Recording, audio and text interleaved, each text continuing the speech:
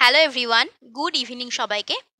Welcome to RPP coaching plus. তো আমাদের YouTube চ্যানেলে তোমাদেরকে স্বাগত জানাই। তো আজ থেকে আমরা শুরু করছি আপকামিং সমস্ত কম্পিটিটিভ এক্সামের জন্য জিকের প্র্যাকটিস সেট। তো প্রত্যেক দিন আমরা 10টা করে এমসিকিউ প্র্যাকটিস করব ওভারঅল জিকের উপরে।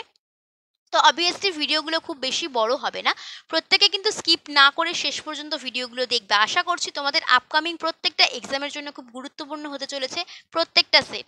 তো আজকের আমরা মক টেস্ট নাম্বার 1 করব।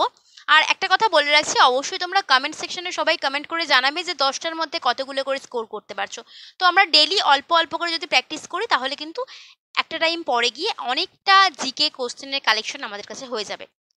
তো অবশ্যই আপকামিং রেলওয়ে, গ্রুপ ডি, সামনে কেপি আসছে এবং ডাব্লিউবিপির এক্সাম যদি হয় তাহলে এইসব এক্সামগুলোর জন্য কিন্তু এই জিকে সেটগুলো তোমাদেরকে অবশ্যই খুব হেল্প করতে চলেছে। আশা করছি তোমাদেরকে হেল্প করতে পারবো এই সেটগুলোর মাধ্যমে। তো অবশ্যই লাস্ট পর্যন্ত আমার সঙ্গে থাকো এবং ক্লাসগুলো প্রত্যেক দিন ডেলি রেগুলারিটি মেনটেন করে ফলো করো। তো চলো শুরু করছি আজকের ক্লাস। ফার্স্ট কোশ্চেন দেখে নাও। 1 নম্বর কোশ্চেন আছে, 1880 সালে ভারতের ভাইসরয় পদে কে নিযুক্ত হন?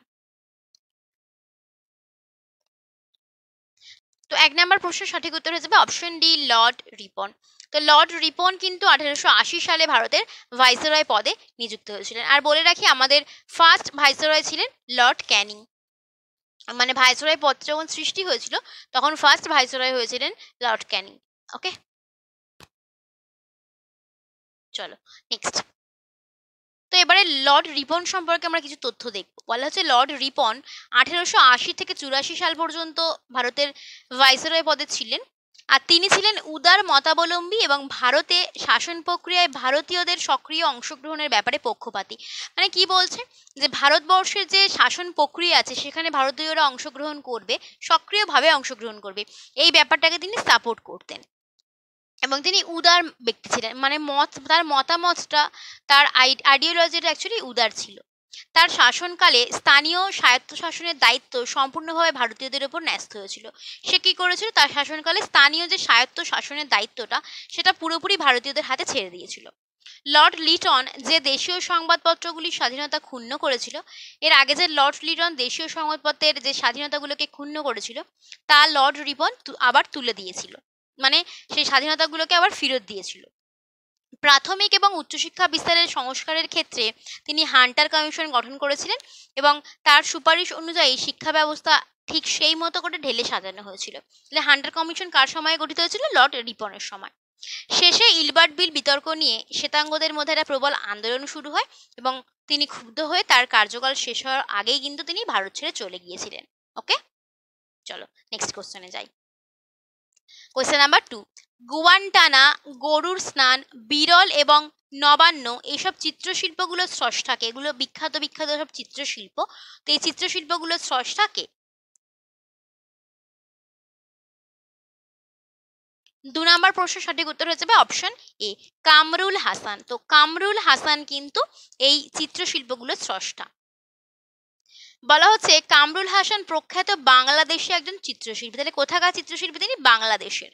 ওকে, তিনি ড্রয়িং এ দক্ষতা অর্জন করে বিশ্বব্যাপী সুনাম কুড়িয়েছিলেন। কামরুল হাসানকে সবাই শিল্পী বললেও তিনি নিজেকে পটুয়া নামে বেশি পরিচিত করতে পছন্দ করতেন।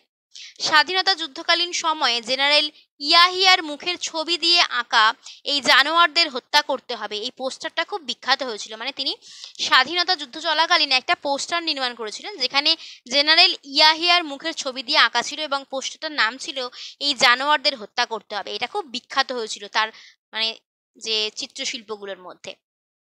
নেক্সট কোয়েশ্চেন নাম্বার 3, নিম্নলিখিত কোন বেদ থেকে গীত মানে সঙ্গীত নাট্যবেদে অন্তর্ভুক্ত করা হয়েছিল? 3 নম্বর প্রশ্নের সঠিক উত্তর হয়ে যাবে অপশন সি, সামবেদ। ওকে, তো বলা হচ্ছে সামবেদ হলো সঙ্গীত ও মন্ত্রের বেদ।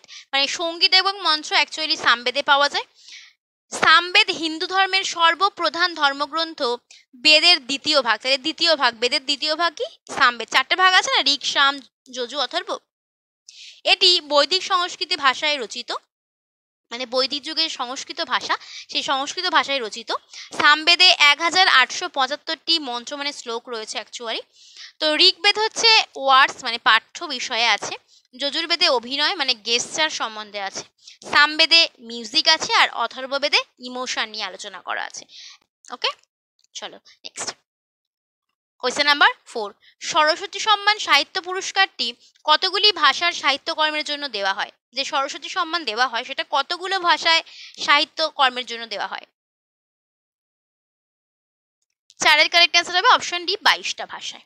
তো বলা হচ্ছে সরস্বতী সম্মান ভারতের সংবিধানের 8ম তফসিলের তালিকাভুক্ত ভারতের 22টা ভাষার যে কোনো একটিতে অসামান্য সাহিত্যকর্মের জন্য একটা বার্ষিক পুরস্কার। এটা একটা বার্ষিক পুরস্কার তাহলে, এবং আমাদের সংবিধানের 8 নম্বর তহসিলে যে 22টা ভাষাকে স্বীকৃতি দেওয়া হয়েছে, সেই 22টা ভাষার যে কোনো একটাতে কিন্তু সাহিত্যকর্মের জন্য এই সরস্বতী সম্মান পুরস্কারটা দেওয়া হয়।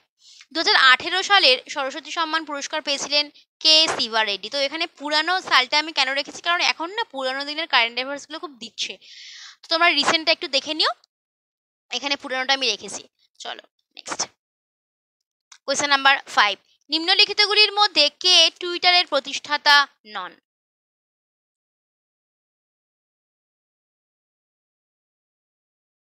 পাঁচের কারেক্ট অ্যান্সার হয়ে যাবে অপশন ডি, জেরি ইয়াং। ইনি কিন্তু টুইটারের প্রতিষ্ঠাতা নন। বলা হচ্ছে টুইটার সামাজিক আন্তঃযোগাযোগ ব্যবস্থা এবং মাইক্রো ব্লগিং এর একটি ওয়েবসাইট, যেখানে ব্যবহারকারীরা সর্বোচ্চ 280 অক্ষরের বার্তা আদান প্রদান ও প্রকাশ করতে পারেন। এর প্রতিষ্ঠাতাগণ কে কে দেখে নাও, জ্যাক ডোরসে, নোয়া গ্লাস, বিট স্টোন আর ইভান উইলিয়ামস। ঠিক আছে, নেক্সট কোয়েশ্চেন নাম্বার 6। ওয়ারাঙ্গল রাজ্যের কাকাতীয় বংশের শেষ শাসক কে ছিলেন? এই 4 জনের মধ্যে কাকাতীয় বংশ যেটা ওয়ারাঙ্গল রাজ্যে রাজত্ব করতো, সেই কাকাতীয় বংশের শেষ শাসক কে ছিলেন? 6 নম্বর প্রশ্নের সঠিক উত্তর হয়ে যাবে অপশন বি, দ্বিতীয় রুদ্রপ্রতাপ। তো কাকাতীয় রাজবংশ ছিল দক্ষিণ ভারতীয় রাজবংশ একটা, এবং এটা একটা রাজধানী ছিল উরুগাল্লু। মানে এই কাকাতীয় রাজবংশ ছিল দক্ষিণ ভারতীয় একটা রাজবংশ, সাউথ ইন্ডিয়ার একটা রাজবংশ, যার রাজধানী ছিল উরুগাল্লু। এটা বর্তমানে কিন্তু ওয়ারাঙ্গল নামে পরিচিত। Next question number 7। Tipu Sultan শ্রীরঙ্গপত্তনমের স্বাধীনতার বৃক্ষরোপণ করেছিলেন, যেটাকে সম্মান জানানোর জন্য, মানে কোন জিনিসটাকে সম্মান জানানোর জন্য তিনি শ্রীরঙ্গপত্তমে স্বাধীনতার বৃক্ষরোপণ করেছিলেন? 7 কারেক্ট অ্যান্সার হয়ে যাবে অপশন সি, ফরাসি বিপ্লবকে সম্মান জানানোর জন্য টিপু সুলতান শ্রীরঙ্গপত্তনমের একটা স্বাধীনতা বৃক্ষ রোপণ করেছিলেন। বলা হচ্ছে টিপু সুলতান ছিলেন ব্রিটিশ ভারতের মহীশূর রাজ্যের শাসনকর্তা। কোন রাজ্যের? মহীশূর রাজ্যের। তিনি একজন বীর যোদ্ধা ছিলেন, ইংরেজদের বিরুদ্ধে তিনি বীরত্ব সহকারে যুদ্ধ করেছিলেন। তিনি তার শৌর্যবীর্যের কারণে শের ই মহীশূর, মানে মহীশূরের রাজা যেহেতু, তাই শের ই মহীশূর মানে মহীশূরের বাঘ নামে পরিচিত ছিলেন। Next question number 8। মহারাজাধিরাজ উপাধিটি কোয়েশ্চেন নাম্বার 8। মহারাজাধিরাজ উপাধিটা গ্রহণ করেছিলেন কে? 8 কারেক্ট অ্যান্সার হবে অপশন ডি, প্রথম চন্দ্রগুপ্ত। আর এই যে কুমারগুপ্ত, এর টাইটেল ছিল মহেন্দ্রাদিত্য বলতে পারো। গুপ্ত বংশের প্রকৃত প্রতিষ্ঠাতা ছিলেন প্রথম চন্দ্রগুপ্ত। টাইম পিরিয়ড 319 থেকে 320 খ্রিস্টাব্দ। ইনি মহারাজাধিরাজ উপাধি গ্রহণ করেছিলেন। এই সময় থেকে গুপ্ত যুগের অর্থাৎ গুপ্তাব্দের সূচনা হয়েছিল। মানে তিনি যে টাইম পিরিয়ড থেকে আগে রাজত্ব করতে শুরু করেছিলেন, তিনি গুপ্তাব্দ প্রচলিত করেছিলেন। Next question number 9। নিচের কোন আর্টিকেলে মানুষ পাচার এবং জোরপূর্বক শ্রম নিষিদ্ধ করা হয়েছে? মানে যে হিউম্যান ট্রাফিকিং আর ফোর্সড লেবার, সেই দুটো জিনিসকে নিষিদ্ধ করা হয়েছে কোন আর্টিকেলে?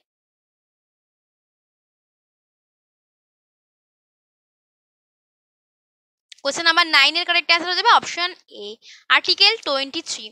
তো আর্টিকেল 23তে কিন্তু ফোর্সড লেবার এবং হিউম্যান ট্রাফিকিংকে মানে সম্বন্ধে আর কি নিষেধ করা হয়েছে। আর এই যে আর্টিকেল 24 আছে, আর্টিকেল 24-এ কিন্তু আছে যে 14 বছরের কম বয়সী শিশুদের শ্রমিক হিসাবে বা ঝুঁকিপূর্ণ কোনো কাজে নিয়োগ করা যাবে না। ওকে, আর আর্টিকেল 25-এ আছে যে পেশা এবং জীবিকা গ্রহণের ক্ষেত্রে ধর্ম কিন্তু বাধা হয়ে দাঁড়াবে না। মানে সকল ধর্মের মানুষ সকল পেশা গ্রহণের ক্ষেত্রে একদম ধর্ম নির্বিশেষে কিন্তু অধিকার পাবে। ঠিক আছে? আর ২৬ নম্বর ধারায় বলা হয়েছে যে ধর্মীয় অনুষ্ঠান পালনের ক্ষেত্রে প্রত্যেকটা ব্যক্তি কিন্তু স্বাধীনতা পাবে। ঠিক আছে? তারা ট্রাস্ট গঠন করতে পারবে, বিভিন্ন ধর্মীয় প্রতিষ্ঠানগুলো আর কি। তারা মানে ধর্মীয় কোনো অনুষ্ঠান পালনের জন্য তারা একটা ফ্রিডম পাবে। ওকে? তো এই 23 থেকে 24 মানে অ্যাকচুয়ালি এই দুটো আর্টিকেলে আমাদের রাইট এগেনস্ট এক্সপ্লয়টেশনের আন্ডারে আসে 23 আর 24, মানে শোষণের বিরুদ্ধে অধিকার যেটা আছে আমাদের মৌলিক অধিকারের মধ্যেই আসছে। অ্যাকচুয়ালি এই 23, 24, 25, 26 প্রত্যেকটাই কিন্তু মৌলিক অধিকারের আন্ডারে আসে, মানে পার্ট 3-তে আছে। সংবিধানের পার্ট 3-তে মৌলিক অধিকারের আন্ডারে কিন্তু এই প্রত্যেকটা আর্টিকেল আছে। পার্ট 3 মানে আর্টিকেল বেরিয়ে আর কত, পার্ট 3 আর্টিকেল বেরিয়ে কিন্তু 12 থেকে 35, তাহলে তার মধ্যে 23, 24, 25, 26 সব কটাই পড়ছে, পার্ট 3-তে আছে। এবং তার মধ্যে এই 23 আর 24টা হচ্ছে শোষণের বিরুদ্ধে অধিকার, মানে রাইট এগেনস্ট এক্সপ্লয়টেশন। আর 25 আর 26টা হচ্ছে ধর্মীয় স্বাধীনতার অধিকার, মানে right two freedom of religion, এইটার আন্ডারে পড়ে। ওকে, চলো নেক্সট কোয়েশ্চেন নাম্বার 10, নিম্নলিখিত কোন সংশোধনী আইন শিশুদের শিক্ষা প্রদানের জন্য 51 এ অনুচ্ছেদে একটি নতুন মৌলিক দায়িত্ব যুক্ত করেছে?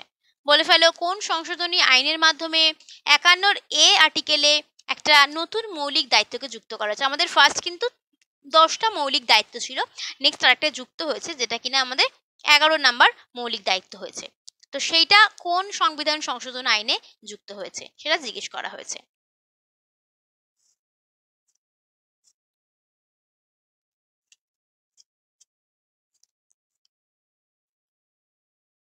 10 নম্বর প্রশ্নের সঠিক উত্তর হয়ে যাবে অপশন এ, 86তম সংবিধান সংশোধন আইন 2002 সালের মাধ্যমে কিন্তু 11 নম্বর মৌলিক দায়িত্বটাকে যুক্ত করা হয়েছে। আর ফার্স্ট যে 10টা মৌলিক দায়িত্ব ছিল সেইগুলোকে কিন্তু মানে ফার্স্ট আমাদের মূল সংবিধানে ছিল না। 1976 সালে 1976-এ 42তম সংবিধান সংশোধনী 42nd অ্যামেন্ডমেন্টের মাধ্যমে কিন্তু এই মৌলিক দায়িত্বগুলোকে বা মৌলিক কর্তব্যগুলোকে আমাদের সংবিধানে যুক্ত করা হয়েছিল।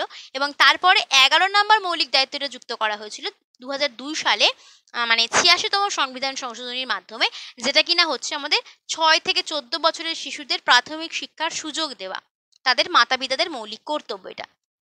তো এটা আমাদের ফান্ডামেন্টাল রাইটেও আছে, যেটা এই 86তম সংবিধান সংশোধনী 2002 সালে 21 এ আর্টিকেলে যুক্ত করা হয়েছিল ফান্ডামেন্টাল রাইটের মধ্যে। ওকে, তো চলো এই ছিল আজকের টোটাল ক্লাস। তো অবশ্যই ক্লাসটা কেমন লাগলো তোমরা কমেন্ট সেকশনে সবাই জানিও, এবং ক্লাসগুলো অবশ্যই ভবিষ্যতে তোমাদেরকে হেল্প করতে যাচ্ছে, প্রত্যেকটা এক্সামের জন্য ইম্পর্টেন্ট হবে ক্লাসগুলো। ভালো লাগলে একটা লাইক অবশ্যই করে যেও, আর চ্যানেলটাকে একটু সাবস্ক্রাইব অবশ্যই করে নিও, আর নোটিফিকেশন বেলটা প্রেস করে রেখো চ্যানেলের আরও নতুন নতুন ক্লাসগুলোর আপডেট সঠিক সময়ে পাওয়ার জন্য। আর শেয়ার করে দিও একটু বন্ধুদের সাথে প্রত্যেক দিনের কোশ্চেনগুলো। পিডিএফগুলো ডাউনলোড করতে ইচ্ছুক হলে আমাদের টেলিগ্রাম চ্যানেলে জয়েন করতে পারো, আর পিপি কোচিং ক্লাসে কিংবা হোয়াটসঅ্যাপ গ্রুপে জয়েন হতে পারো, ডিসক্রিপশন বক্সে লিঙ্ক দেওয়া থাকবে। তো চলো দেখা হচ্ছে নেক্সট একটা ক্লাসে, ভালো থেকে সবাই, টাটা।